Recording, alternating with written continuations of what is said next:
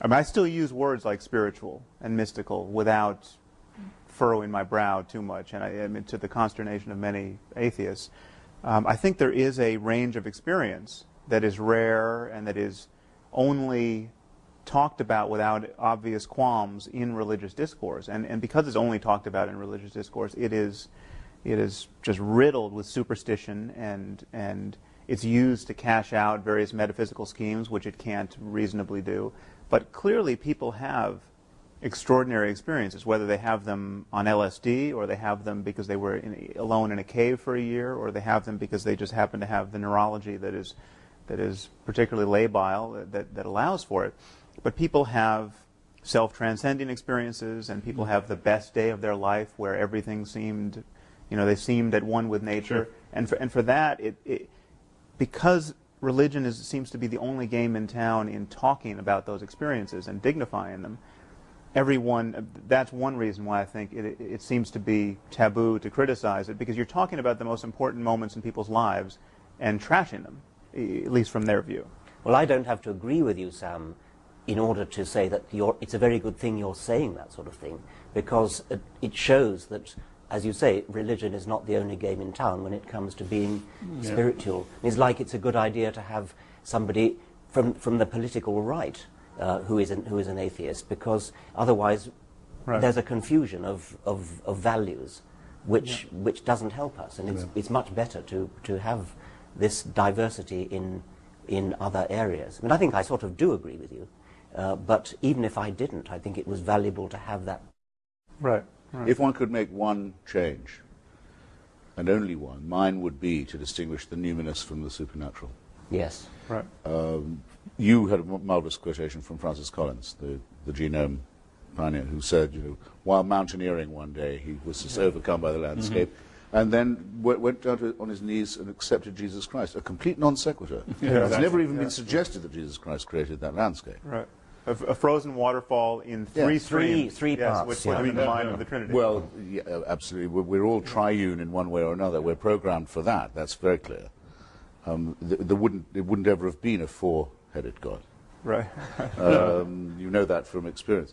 But that would be an enormous distinction to make, and I think it would clear up a lot of people's confusion that what we have in our emotions, the surplus value of our personalities, the bits that aren't particularly useful for our evolution, or that we can't prove are, but that do belong to us all the same, don't belong to the supernatural and are not to be conscripted or annexed by any priesthood. Yes, it's a sad fact that people, in a sense, won't trust their own valuing of their numinous experiences. They think it isn't really as good as it seems unless it's from God, unless it's some kind of a proof of religion. No, right. It's just as wonderful as it seems. It's just as important. It is the best moment in your life. And it's the moment when you forget yourself and become better than you ever thought you could be in some way, and see in all humbleness the wonderfulness of nature. That's it, and that's wonderful. But it doesn't add anything to say, golly, that has to have been given to me by somebody even more wonderful. It's been hijacked, hasn't it? It's also. I'm afraid. I think it's a deformity or a shortcoming in the human personality, frankly, because the religion keeps stressing how humble it is and how meek it is and how accepting and almost to the point of self-abnegation it is. But actually, it makes extraordinarily arrogant claims for these moments. It says that I suddenly realized that the universe was all about me. Yes. And felt terrifically humble about it. Come on, we can laugh people out of that, I believe. Right. Yeah.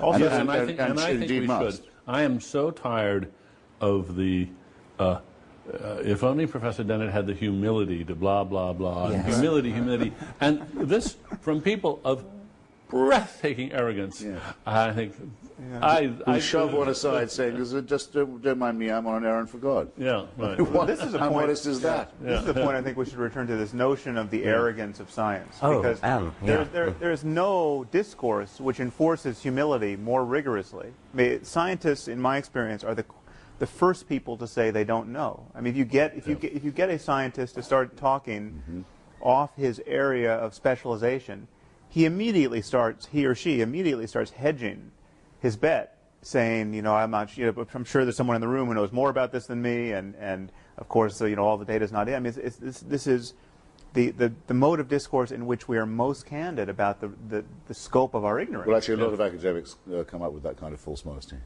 But I do know what you mean. Yes, it is. Many's the historian who says, no, I yield to someone. No, but any academic should do that. Yes, they should. The thing about religious people is that they recite the Nicene Creed every week, which says precisely what they believe. There are 3 gods, not one. The Virgin Mary, Jesus died, went to down for 3 days and then came up again. Yeah. I mean, Yes. in precise detail.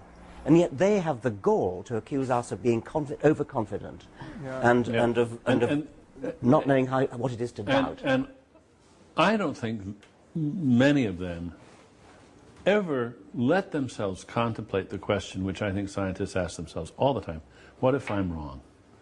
Yeah. What if I'm wrong?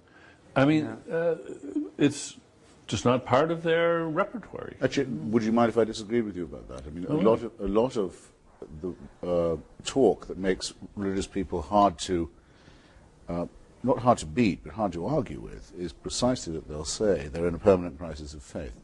There is indeed a prayer, Lord, I believe, help thou my unbelief. Graham Greene says the great thing about being a Catholic was that it was a challenge to his unbelief. A lot of people live by keeping 2 sets of books. In fact, it's my impression. There is that. It's my impression, in fact, that a majority of the people I know who call themselves believers or people of faith do that all the time. I wouldn't say it was schizophrenia. That would be rude. But they're quite aware of the implausibility of what they say. They don't act on it when they go to the doctor or when they travel or anything of this kind. Right. But in some sense, they couldn't be without it. But they're quite respectful of the idea of doubt. In fact, they try and build it in when they can. Well, that's interesting then. And so when they are reciting the creed with its total sort of apparent conviction, is this a kind of mantra which is forcing themselves to overcome doubt by saying, yes, I do believe, I do believe, I do believe, because Sure, really I don't. And of course, like the others, like their secular counterparts, they're glad other people believe it. It's an affirmation they wouldn't want other people not to be making. Well, also there's this curious bootstrapping move, which I tried to point out in this recent On Faith piece. This idea that you start with the premise that belief without evidence is especially noble. I mean, this is the doctrine of faith. This is the parable of doubting Thomas. And so you start with that, and then you add this notion, which has come to me through various debates, that the fact that people can believe without evidence is itself a subtle form of evidence. I mean, we're kind of wired to, actually Francis Collins, you mentioned, brings this up in his book. The fact that we have this intuition of God is itself some subtle form of evidence. And this is kind of kindling phenomenon where once you say it's good to start without evidence, the fact that you can is a subtle form of evidence, and then the demand for any more evidence is itself a kind of corruption of the intellect or a temptation or something to be guarded against, and you get a kind of perpetual motion machine of self-deception where you can get this thing up and running. But they like the idea that it can't be demonstrated, because then there'd be nothing to be faithful about. Right. That's the point of faith. Yeah. If everyone had seen the resurrection, and we all knew that we'd been saved by it, so, well, then we would be living in an unalterable system of belief, and it would have to be policed. Right. Well, and it would actually be, those of us who don't believe in it are very glad it's not true, because we think it would be horrible. Those who do believe it don't want it to be absolutely proven so there can't be any doubt about it, because then there's no wrestling with the conscience, there are no dark nights of the soul. It was a review of one of our books, I don't remember which, but it was exactly that point, that just what a crass expectation on the part of atheists that there should be total evidence for this. I mean, there'd be much less magic. You know, if everyone was compelled to believe by too much evidence. Actually, this is Francis Collins. I'm sorry. This is Francis Collins. A friend of mine, Canon Fenton of Oxford, actually, said that if the Church validated the Holy Shroud of Turin, he personally would leave the ranks, because if they were doing things like that, he didn't want any part of it. Right.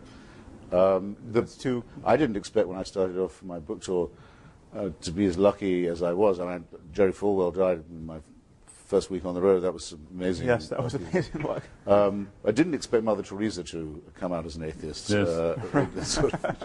But reading her letters, which I now have, it's rather interesting. She writes, I can't bring myself to believe any of this. She tells all her confessors, all her superiors, I can't hear a voice, I can't feel a presence, even in the Mass, even in the sacraments, no small thing. And they write back to us saying, that's good. Right. That's great, you're suffering. It gives you a share in the Yeah. crucifixion. It makes you part of Calvary. Yeah. You can't beat an argument like that. Right. The less you believe it, the more you're an illustration The more of faith. you prove it's true. Yeah. Yes, and the struggle, the dark night of the soul is the proof in itself. Yeah. So we just have to realize that these really are non-overlapping magisteria. We can't hope to argue with a mentality of this kind.